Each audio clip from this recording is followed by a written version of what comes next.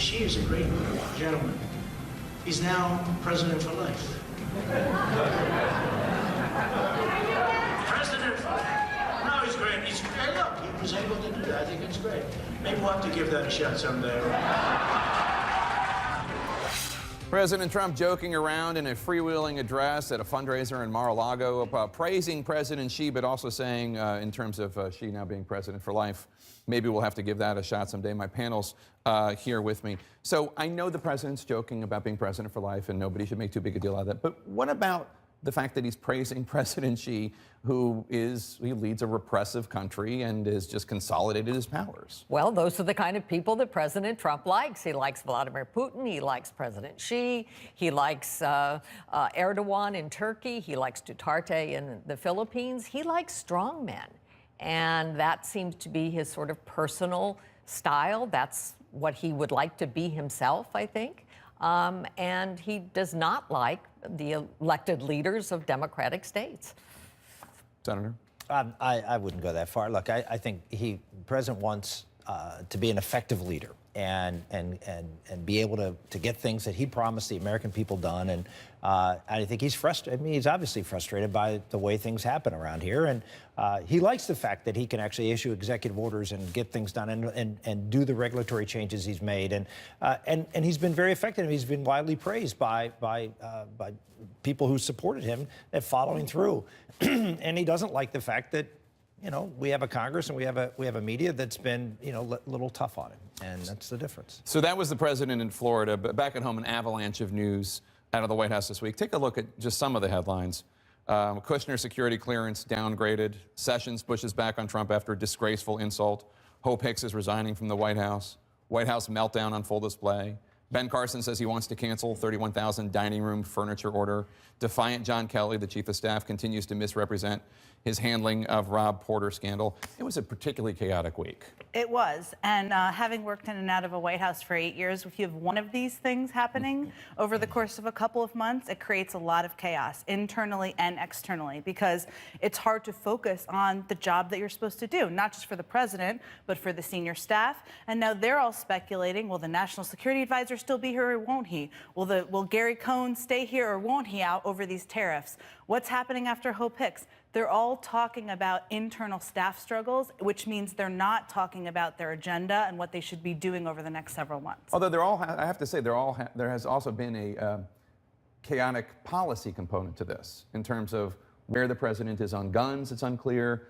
The tariff announcement caught a lot of people in the White House and the Trump administration by surprise. Well, not only that, but this is not new for the president. We expected that show that he put on, that apprentice-style show that he put on at the boardroom with Dianne Feinstein to his left and Senator Cornyn to his right, and you could see both of their faces, and you knew that wasn't real. That was for the cameras, and the president has a tendency to do that. I'm more troubled. I don't believe anything he said about guns, so set that aside. I'm more troubled with the chaos that he set our economy, not just the U.S. economy, but the global economy through when he introduced this tariff proposal via Twitter. Not only was it reckless, but he didn't have the support of Mnuchin. He doesn't have the support of his Secretary of Defense. He doesn't have the support of the people he needs to have support of in the White House. And then he didn't inform our ambassadors of our allies in countries where we have ambassadors. And it was just pure chaos. And you saw the market respond accordingly. What do you think about the tariffs? Well, I think the tariffs are a terrible idea. I'm a conservative. I'm a free market conservative. I believe in free trade. And I think what he's done is perhaps the most reckless thing he's done since becoming president. Because if he is successful, if in fact he does slap these tariffs on, we've already heard from the UK, from Germany, from Canada, from others who actually sell us steel, more steel than China, which is what he seems to be most upset about. We're going to end up with a trade war. And while he thinks we can win a trade war, that is not the case. The last time we had this kind of incident was with President Bush. We got a huge fine, a $2 billion fine from the WTO, and President Bush had to back down because Americans were losing jobs. The auto industry claimed they lost 200,000 jobs during that period. Can America win a trade war? Are they easy to win, as President Trump said? As someone who pushed for those steel tariffs and believed that they were the right thing to do, the reality is that President Trump won this election because the Americans are tired of being pushed around on the world stage when it comes to trade.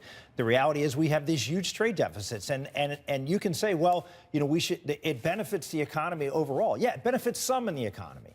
It certainly didn't benefit Western Pennsylvania in the 1990s and when I was representing that area. And the reality is that we have a large group of Americans who want to see us fight for American jobs. And to be surprised that the president said he's going to do what he's been saying he's going to do since the 1980s, no one should be surprised that Donald Trump is doing that. Do I agree specifically with what he's doing? I have some concerns about it.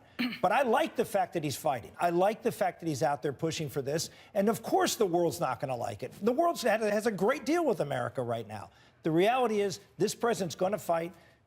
Should he focus a little bit more and maybe deal with it a little differently? Yes, but I like the fact that he's doing this. Well, this is exactly why you have a policy process in a White House and an administration, because the fact is there is a small population of people in this country who are impacted because the steel industry has been dying a slow death. 140,000 people. Yeah, in the steel 140,000 people. The steel industry has been dying a slow death for decades. The reality is, if you look at the numbers, and if you look at Heritage Foundation, I rarely quote them, but their numbers say 6.5 million people would be impacted negatively by it. So you do a policy process because you're trying to determine, are the outcomes that I want more jobs in the country, not just select Rust Belt states? Is that what is the outcome? And the second piece, which Bakari already touched on, is the global impact. It's not just about the economy, that's a big piece, but it's also, are our allies and partners like Germany going to work with us on key priorities if we are starting a trade war with them? And the answer is no. But you're from South Carolina, a state that's been hit by a lot of these trade deals. Isn't there something to be said about a president fighting for the American worker? And I think that we get confused about being reckless and being a fighter. The president is now being reckless because what South Carolina produces more of than any state outside of Michigan is cars. What we also produce a ton of is tires. What this is going to do is impact not just South Carolina workers in a very tangible way, because we're going to lose jobs in those industries, but it's also going to be a backdoor tax on those people who are going out there trying to buy these vehicles themselves. This is not what this country needs to reestablish any global stature. A perfect example is a simple beer can. We're going to lose 20,000 jobs in the beer industry. And you talk about the aluminum made in that can, the price is going to go up. The waitress loses her job. The line worker loses their job. It's a backdoor tax on industries that we care about.